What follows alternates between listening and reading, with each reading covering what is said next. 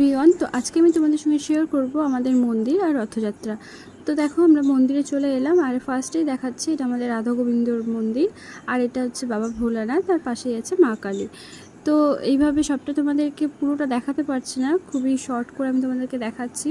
তো এইটা আছে পুরো মন্দিরটা, মানে উপরের মন্দিরের সব কিছু এখনও পুরোপুরিভাবে কমপ্লিট হয়নি।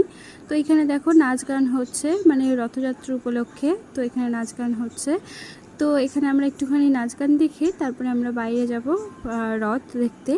তো চলো এখানে একটু আমরা দেখে নিচ্ছি। এই যে দেখো সোনা এখানে চুপ করে বসে আছে, গান দেখছে। তো আমরা বাইরে বেরিয়ে গেছি, আর বাইরেটা খুব সুন্দর করে সাজিয়েছে। আর এই যে দেখো আমাদের রথ, আমাদের কিন্তু 3টে পরপর রথ আছে, জগন্নাথ, বলরাম, সুভদ্রা। তো পরপর আমাদের এই যে 3টে রথ আছে। তো রথগুলো খুব সুন্দর করে সাজিয়েছে। আর তারপরে মেলাটা একটু ঘুরে নিলাম আমি আর সোনাই, আর তারপরে বাড়ি চলে গেলাম। ভিডিওটা কেমন লাগলো অবশ্যই জানিও। দেখা